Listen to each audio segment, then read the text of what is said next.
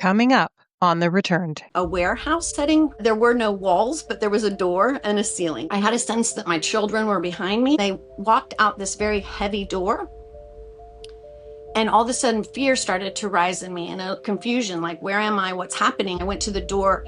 I tried to open it. It wouldn't open. I was in hell. I must be in hell. The ceiling started to crack. And as it cracked, this brilliant light started to come through. I was still so fearful. I thought it was fire. It was lava. And the next thing I remember, Hi, and welcome to The Returned.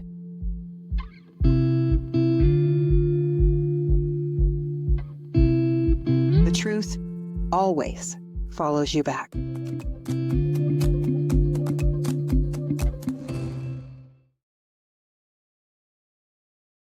Hi, and welcome to The Returned, a place where we share near-death stories, out-of-body experiences, spiritual awakenings, signs from spirit, and the journeys of healers and lightworkers from around the world. Today, we sit with Michelle Ledbetter, who had a profound near-death experience that challenged everything she believed about life, death, fear, and what lies beyond. Michelle, welcome to The Returned. thank you, MJ, for inviting me. You're so welcome. Michelle, usually before we get into the heart of the conversation, I like to ground the audience in who you were before it all happened. So can you tell us a little bit about your life, who you were before the experience, and if religion or spirituality played any role in your life or upbringing? Okay, sure, yeah. So in my upbringing, I came from a very dysfunctional home where there was a lot of anger. Um, Abuse was prominent. Love was not something that was, or it didn't feel like love was unconditional. It was very performative.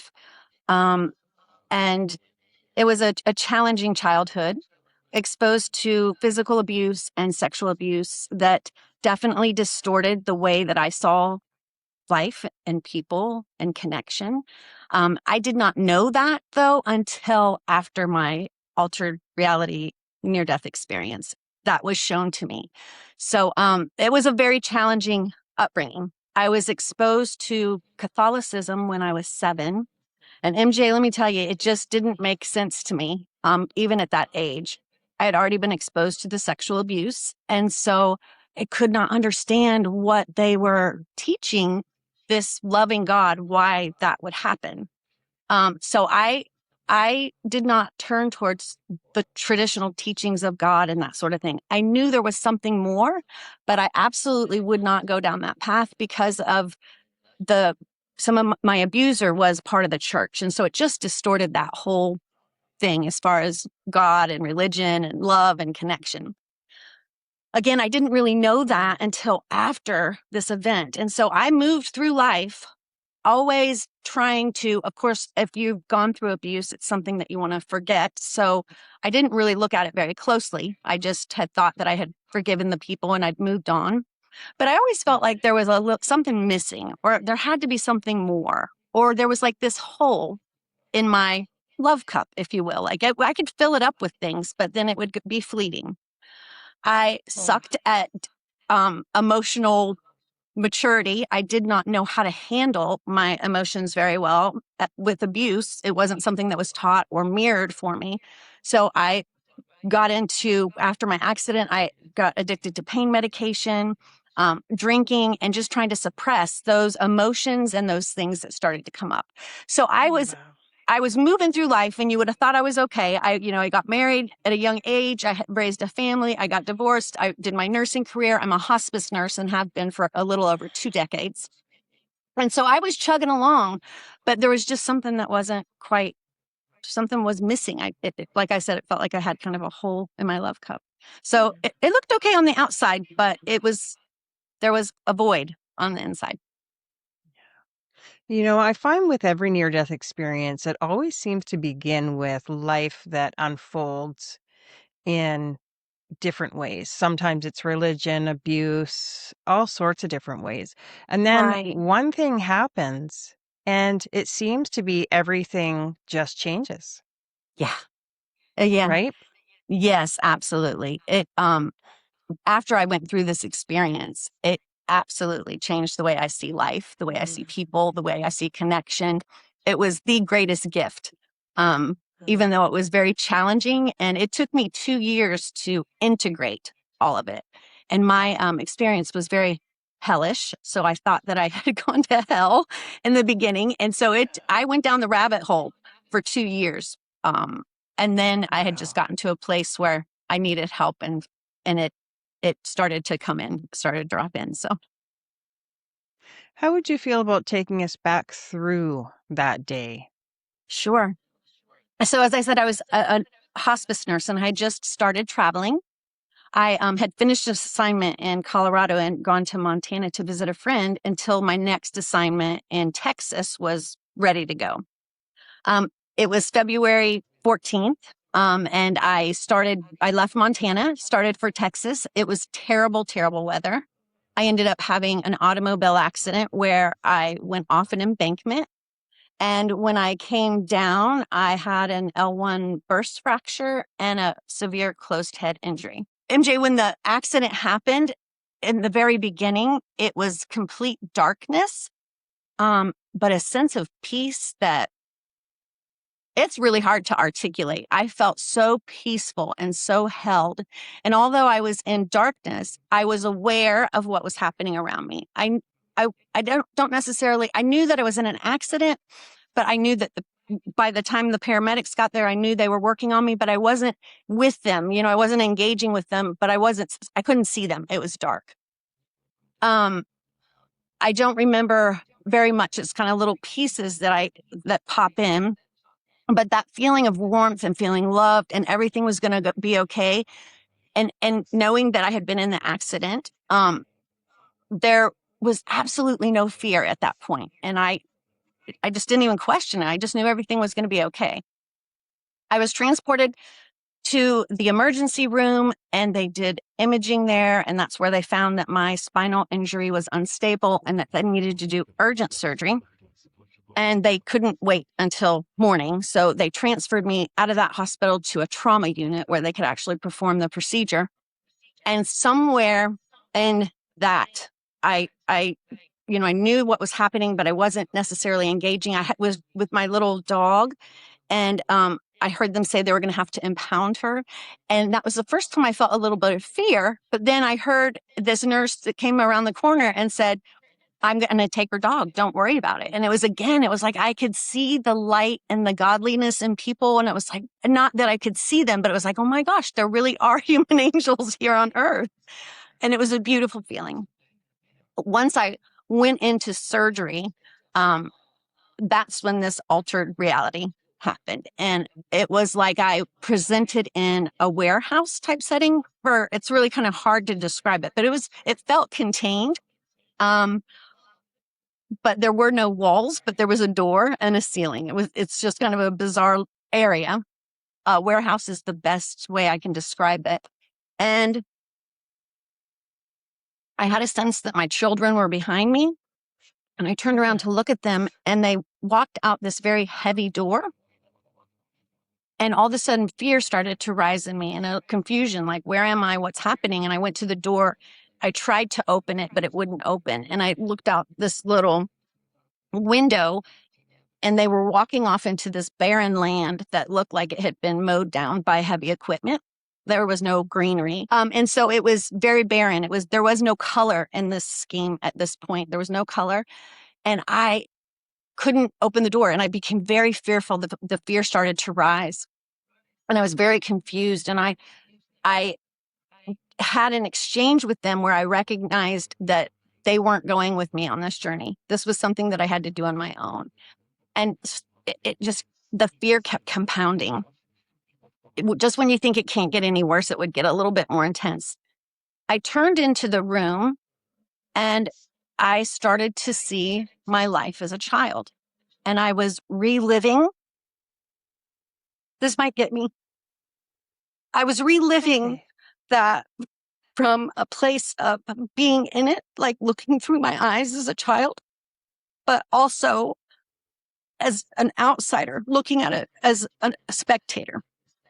And it was so hard, MJ, to go through it. And I was like, what is happening? A fear started to rise again. And I thought, why am I going through this again? I've already done this. And it was a very isolating fear. I can't even explain the sadness, the heaviness of it. And just when I thought I couldn't take anymore, I kind of pop out of that and I see a little boy and a little girl that are off to the right. And all of a sudden, I start to see a review of this little girl's childhood. I recognized immediately that it wasn't mine.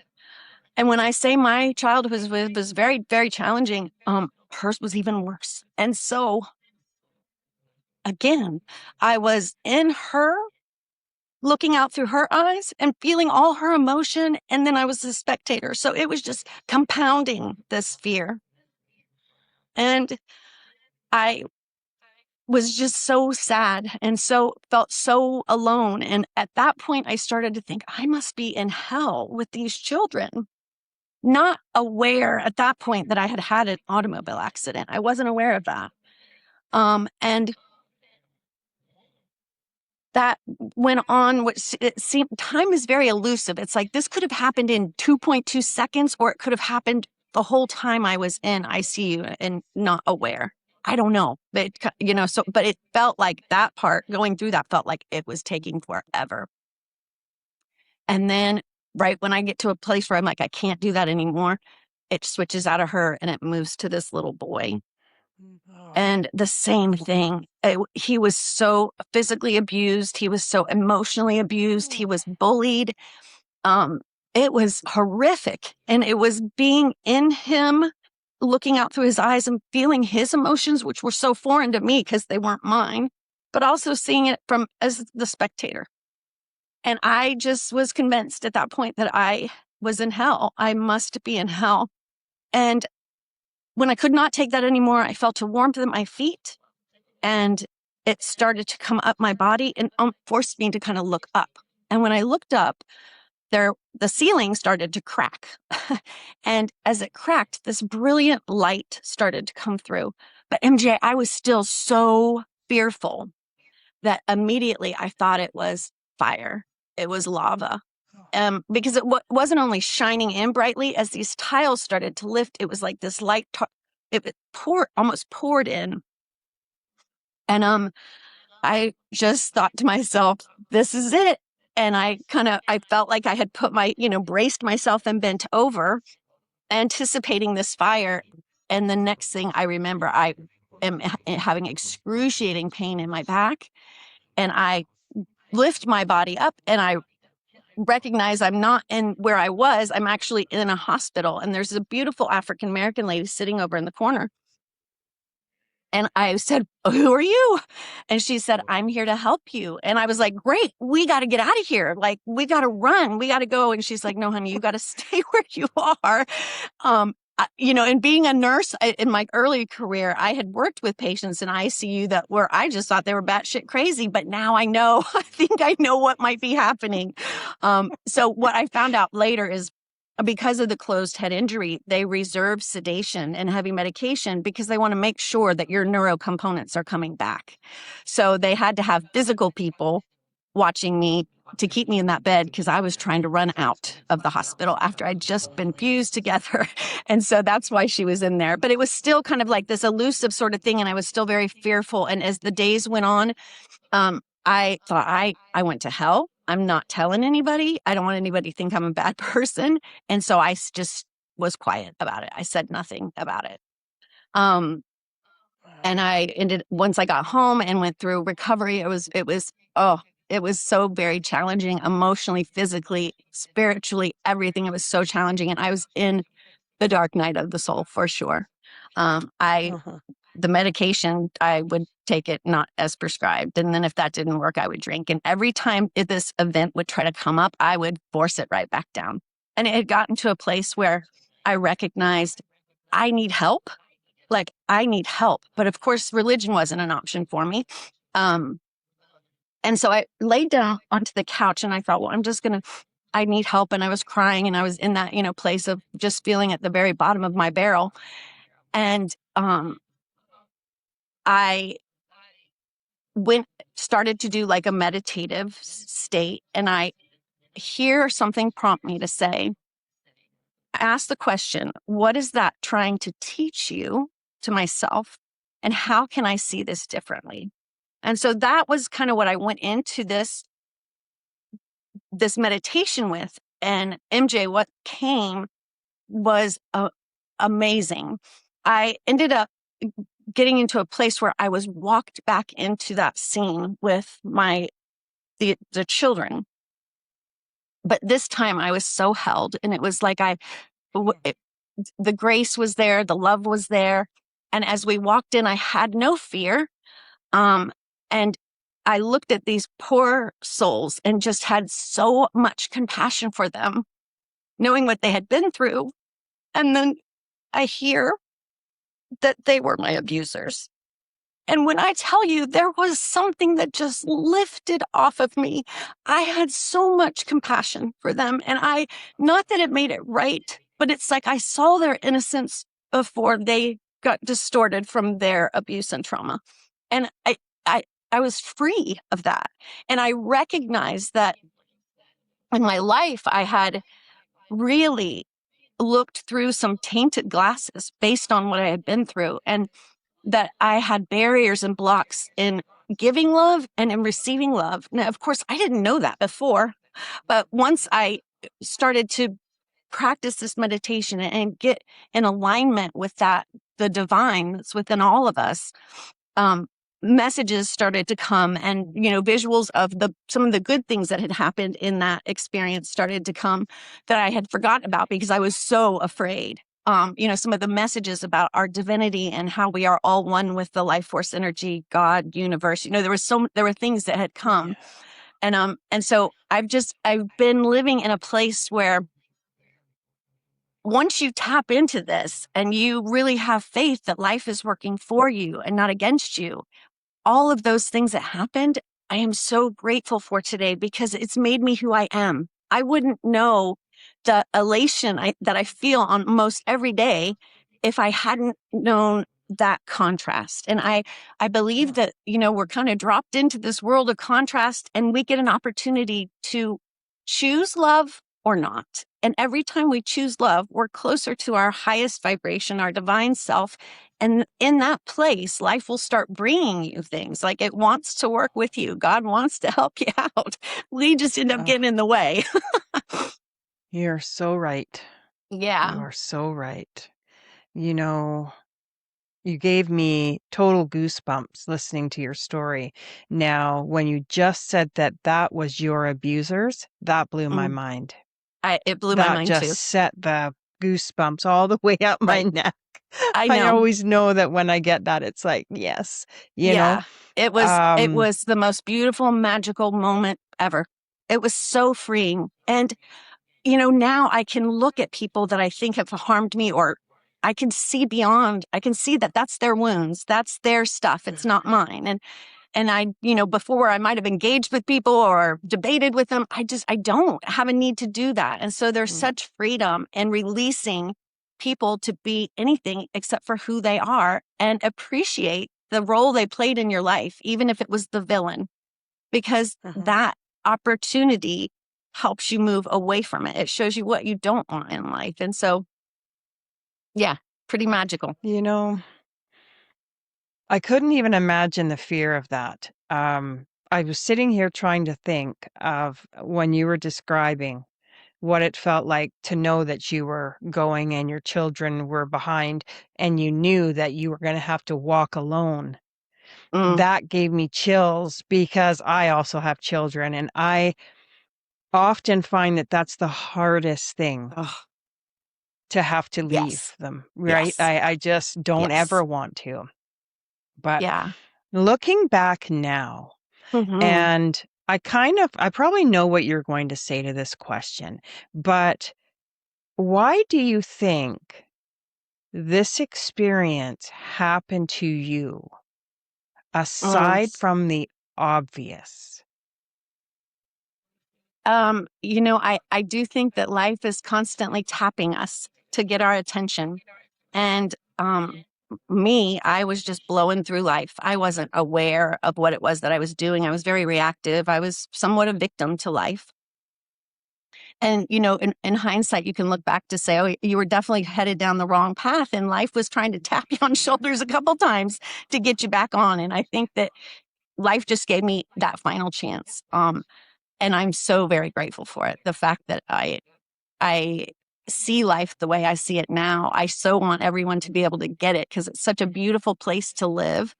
It's very upside down in our traditional thinking. So it feels very woo-woo to people, but it really is such a magical place to live. And I'm so grateful that I got to experience this. And, these experiences that people have, this is absolutely my truth because it is experiential. So it's hard to explain what you feel and how you've gained the awareness and the knowledge and have other people buy in. And I'm not here to change anybody's mind. I just to offer it to people. And there are people that resonate with it and they can, follow the path with me. It's just a beautiful thing. And I work Yeah, I at end agree. of life, doing end of life, teaching people about what to expect. And just recently, I've gained a beautiful following and just so grateful that I can share my knowledge of death and dying from a perspective of, medical and professional, but also from an altered reality experience of what might be happening. And I'd love to share what I think might be happening at end of life when people have what we call terminal agitation. Is that okay? And the reason I Absolutely, want to please share do. this is because, there's so much fear around death and dying. Mhm. And there's no research to say this, but I want to share it for people to kind of open their mind. And I truly believe this could be a potential on what is happening at the end of life when we see our loved ones going through what we call terminal agitation. Excuse me. So terminal agitation looks very much like they are uncomfortable and agitated. They're picking at their clothes. They're trying to get out of the bed, just like I was. And we use medication to help that. But what I believe is happening is through our life journey, we forget our divinity and we are taught away from it, if that makes sense. Life pulls you away from the divine within yourself. And as we are conditioned and we move through life, we pick up these beliefs about ourselves that aren't true, um, based on, what's going on around us. And I believe that those beliefs that are not true about who we are, um, all that dense energy that we pick up in this lifetime must be removed before our soul departs the physical form. We're moving to the highest vibration there is, right? So that dense energy can't go. And it has to be looked at from a different perspective, from the eyes of love. And so what I was shown when I went back in with the children, and not only that they were my abusers, but that light that was coming in was actually the light of love. It was life force energy. It was God trying to give me an opportunity to look at it through the eyes of light and love. And I was so afraid of God that I could not even, I thought for sure it was there to hurt me. But if people can know that it's coming up so that it can be released, it will not last. It's there to help you. It's there to give you an opportunity to look at what the distortions and the fear and the things that you're moving through so you can look at it from a different perspective. And then it's gone. So just hang on if you're moving through that or you see a loved one moving through that and know that it is happening for their greater good. Don't be afraid. Don't be afraid. This experience must have changed the way you show up as a hospice nurse. Absolutely. Yeah. Absolutely. Um, I have no doubt that when the soul departs the physical form, I don't know what to expect on the other side, but I know that is our highest vibration. We are moving back to the energy of the life force that breathes us, right? That breathes us. And so it's such an honor and it's such a magical thing. And now that I have had this experience, I know that all things are happening for the greater good. Even when we think it's the most horrible thing, all things are. And so even in death, if there's fear around it, hang on, it'll get better.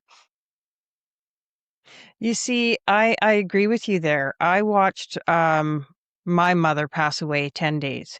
I was there with her for 10 days as she was going through it. Now, I'll tell you, very interesting. So I've always had a thing. I worked in healthcare, so until 2020. Um, and so you would often find me up on palliative care Ah, every chance I could, to be honest. yes. Yeah. And I'd be looking in on the people. I don't know why I would do this, and it sounds weird, but I would do that. But as I was watching my mother, um, something came over me, and I decided to look at it differently. I knew I was losing my best friend. I knew I didn't know how I was going to live in this world without her. Um, but at the same time, I knew that her journey was coming to an end.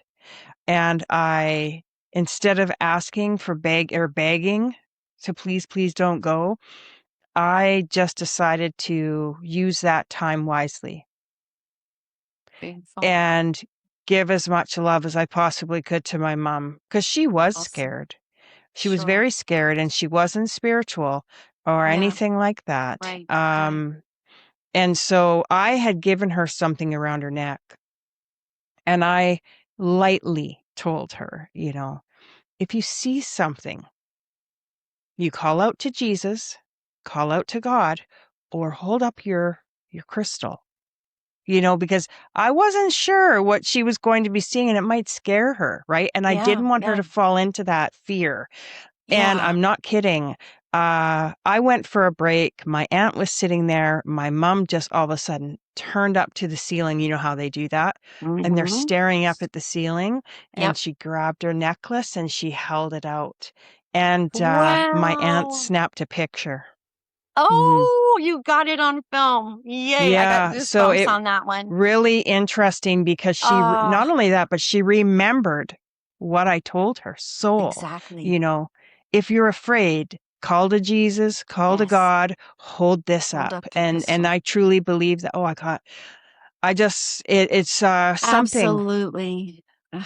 it's something, but enough of me.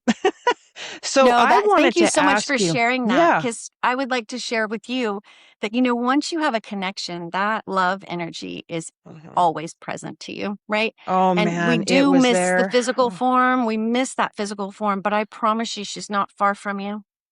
If Mhm. you close your eyes and you think about her and you think about a time that she's hugged you or just a conversation and how you felt in that moment, if you do it now, you're going to feel her. It's Mhm. her. That Oh, feeling she that you came to me all feel, right. yeah. Oh, awesome. Yeah. Yeah, she Love did. that. She sent me a song. I always get music. My stepdad sent me music. She sent me music, but really Yeah. interesting. I woke up one morning, song in my ear. I went to the bathroom. I came back to bed. And the song was How Do I Say Goodbye to Someone I've Been With My Whole Damn Life. Yeah. It was playing really loud. I touched to see if I was wearing my headphones still. And I thought, oh, mom must have sent me a song. So I just lied down and tried to listen to the lyrics, and I closed my eyes. And that's when I was brought into a vision. And it was my mom across from me by my bathroom door. And she was standing there, and you wouldn't believe she was wearing a t-shirt, a V-neck. She never wore crew neck. It was just something about it. And it said returned across the shirt. It didn't say the returned. That's my It just podcast. said, It said returned. And I think she was like, I'm going. I'm going now. wow. Yeah. Wow. Because it was so Wow. because of the song, like, how do I say goodbye? Yeah. Yeah. And Wow. so she lingered a bit, I think, and now she's gone to the light. I feel that. Yeah. What Yeah. you can Everybody's, feel when they leave? yes, Like, absolutely. There's you a really release of can. something. Yeah. There is. And it was Yeah. just very interesting. Very interesting. But I Yeah. wanted to talk about the fear that you had, Yeah. because I believe there's probably a purpose to that fear, and there's a purpose to fear, I believe, in life, but sometimes I think we take it too far. probably. Uh-huh. But Uh-huh. where did that fear come from? I was so confused and could not understand what was happening. And so there was a complete lack of control on my part. Like this was happening and there was nothing that I could do to stop it. And then to be in such intense emotion, um, it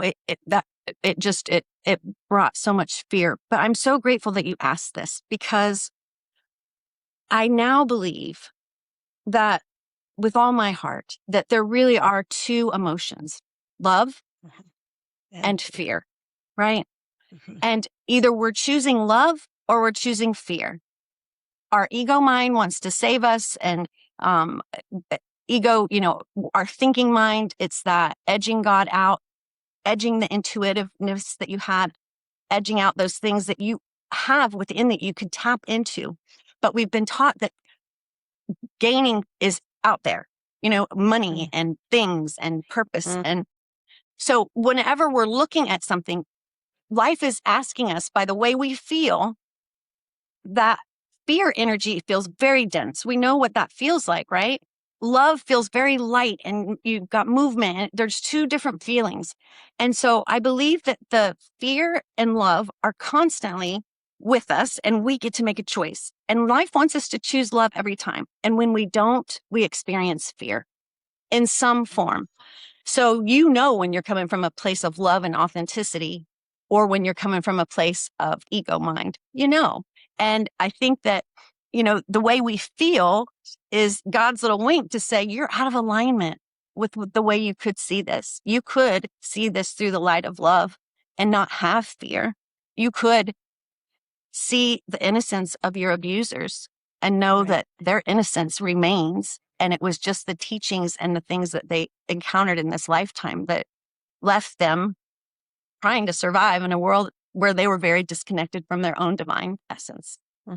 Um, You were out of your body, though, when you were in that situation, right? I was, yes, I So was it not. was the surroundings that caused you fear, or do you Oh, think that this was just the whole actually thing. in your consciousness?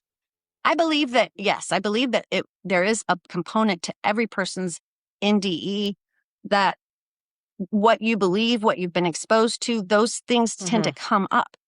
So it's a very personal journey, even though there's common themes. The fear, I sat with a panel last year at the International Association of Near-Death Studies, Mm, and we were all the distressing NDEs. And I had heard that, the fearful ones, there was only 3 or 4%. But what I really believe is there's a whole lot more. People are just not they're afraid to talk about it because we're afraid to talk about it. But because you don't, mhm. when you're living in that, you don't want to, what other people think is super important and you need, community. You don't realize that love is within. And anyway, I'm kind of going rambling here, but That's okay. yeah, the fear component is, I think we need that contrast so that we can choose Mm, love each time. And if we're ever in a place of fear, then we know that we might be looking at this a little skewed. We can look at this through a mm, different lens if we choose to, but um we are so entangled in our belief. We don't want to let go because we're afraid if we do something to let go of the foundation that we think is holding us together, which many times it's not. But if we let go of any of those fears or beliefs, we're so afraid to do that. But once you just get curious about it and ask yourself, is there a different way I can see this? And that same question, if a situation comes up that's causing you to be fearful, I didn't know this going into it, but I do now. Ask life, ask mm, God, what is this trying to teach me? And how can I see it differently? And if you really mhm. want to feel better about that situation, ask and you shall receive it. It's like something will drop in and you will be able to look at it from a different perspective and it gives you relief. Mhm. And so it really is, Right. that's how powerful we are. We can choose love or we can stay in fear, but we have the choice to move out of it. Mm, I agree. You really faced your demons in your Yeah. near-death experience, and how or have you found forgiveness easier, harder, or even completely different since that experience? That's a great question. there's nothing anybody can do to me now that I need to forgive. I just see beyond what it is that they're doing, and I don't take it personal anymore. So there's really nothing anybody can do that will make me hold on to that place of resentment. Now, I have had some heavy stuff happen, and I said, okay, life, how can I look at this person that I think is completely screwing me over in a different way? Because this doesn't feel good. And it happens so much quicker. Like, I held on to resentment for years, and that holds you down. That keeps you in bondage until you can release it. When I asked the question, it's like all of a sudden I could see her innocence, and I could see what she was doing was out of fear for her own. She thought she was going to, the situation that she was going to lose something in exchange with me. And she became like violent and made some choices that affected me financially. And, it's one of those things in my ego mind, I could have just cussed her up and down, but I didn't. And it felt so much better. And I recognized, okay, my fear would be, okay, I lost this money, but I'm in a place where I trust that this life force energy is going to help me out. And guess what? I went from 1,200 people following me. With that situation happened. I released her within a day. And now I just am right at 7,000 followers. And this has only been in the last couple months. And it's like, once you move out of your way and let go of the anger, and it's like something else will come in. But it's very hard to say, okay, I'm going to trust, go ahead. I'm going to trust life and get out of the way and not, get in here and figure out how I'm going to get this money back. And I'll be darned. And I didn't know you could get paid like that on Facebook. I'm so grateful, like as far as my engagement and, teaching people about end of life. And my whole goal is to at least reduce the fear and provide knowledge so that people can make choices about the choices they still have at end of life. If they're dying from dying natural causes or cancer or whatever, there are still choices, there's still choices. So that's my whole goal and purpose now, is to share education about death and dying and how it can be looked at differently. And what I find very interesting is you were actually walking that path prior to your NDE. So you were Right. I was partially doing there hospice, already. right? I was Yeah. there, but Yeah. You there was were on the still, right track. yeah. It was a leveling up that I'm just so grateful for. And it's accessible to everyone. Everyone has Mhm. this. There is Mhm. nobody that's left out. Everybody has what it takes. It's all within. We got to quit looking outside for it and recognize that we can That's tap right. into that within us. When you get into the different religious beliefs, I honor all of them if it works for you. But if it doesn't, it's okay to be curious about other potential ways of looking at it, where you can find peace and live heaven here on earth. Yeah, I always say take what resonates and leave the rest. Absolutely. And Absolutely. whatever gets people there, if they enjoy going to church, then go to church. Absolutely. No judgment here. Just be you authentically, and we're all good. Yeah. And that, Um, right. Sorry, I'm interrupting that's but okay. the whole forgiveness thing, that thing too, as far as judgment and forgiveness. And, before, if somebody started to talk to me about God, I would go, oh, you're one of those, and put them in this box. And then, oh, but the forgiveness piece of it and being able to see people beyond their actions, it's such a powerful thing to do, because it just frees you in such a way that you get to live life and enjoy it. And other people can't affect you like they used to. And they're there to help you. Like those people, you can see them for the lessons that they're bringing you. I heard it said that life is going to bring you people and situations to show you where you're not Yeah. free. Right. And when you sit and think Yeah. about that, and you have this person that comes in, and all of a sudden all your little triggers are going off, those triggers are inside you. This person is just mirroring something. What a gift. Thank you for showing me that I've still got some junk in there that needs to be cleaned up, essentially. And it's a very different way of thinking, and it does take some practice, but it's doable by everyone. Absolutely. Michelle, what do you feel that has been the most difficult part of returning to everyday life after experiencing something so extraordinary?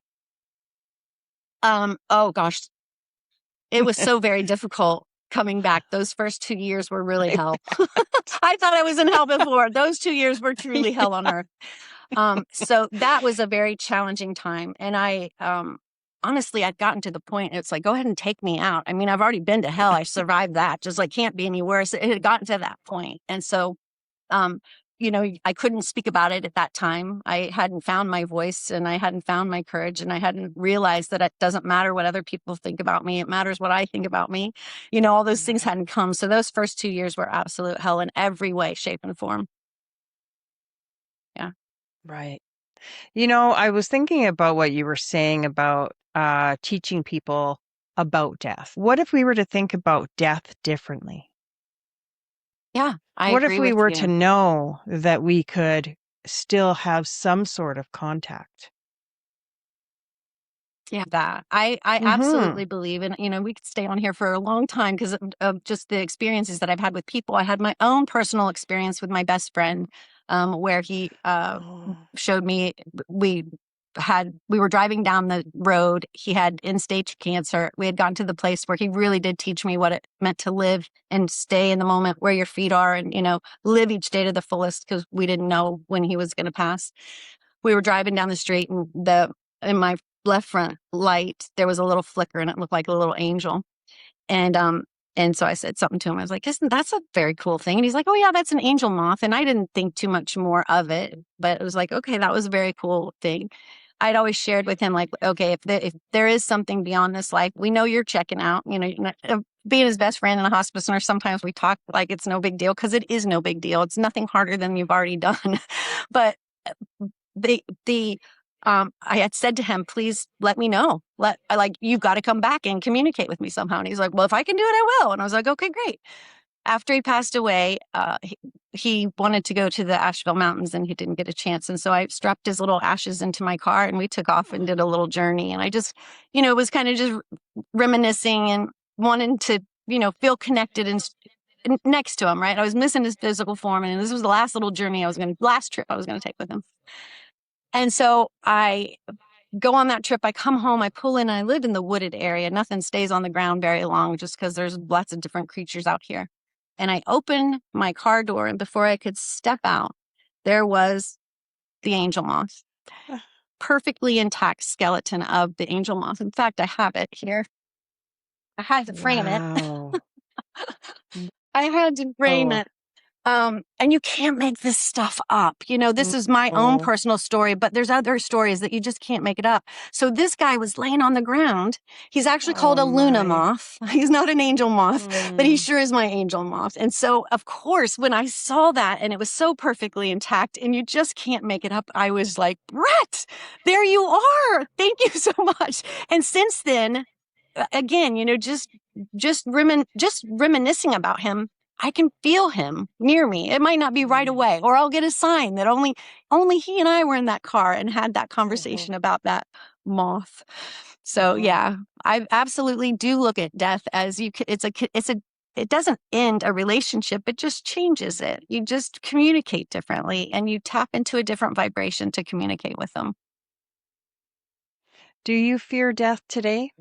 Not at all. Not at all. No. No, no. I'm super excited to see what that part of the journey is like. My belief is very different than the traditional beliefs, but I believe that if you think of God as all in all, um, there's to know itself, right? How else can you experience? Like I said, experience is what makes it your truth, right? So I personally believe that we are all divine beings having a human experience, and we are an extension of God, life force energy. We are a part of that. The fractals are within us. We cannot be separate from that. And that's where I finally got the whole where oneness comes from, is we all living things come from the same life source. We can't be separate, Mhm. right? And how else does it know it's and appreciate the love and the light and the almighty that it is, without knowing the contrast and experiencing it through each one of us? So we start with the light of the divine. We come into this world of contrast as a spiritual being having this human experience. God is living through us and experiencing with us. And he knows that we're going right back to that light that we came from. So we're part of the journey. We're part of God experiencing life itself.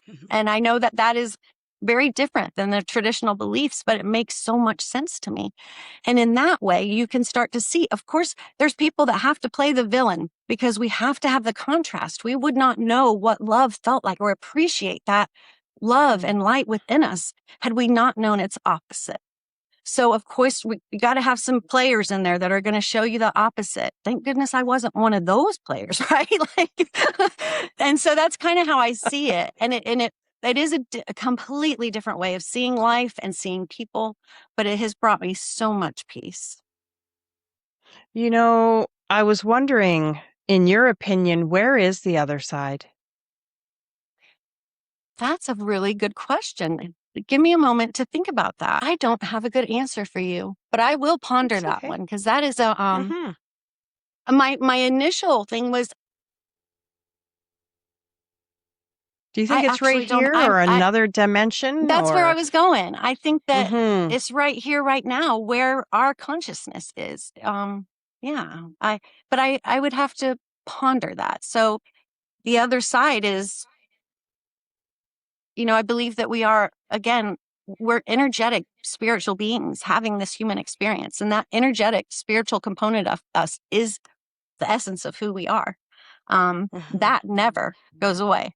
What is Mhm. it? I forget the one who said it, but um, nothing dies. It only changes form. Mhm.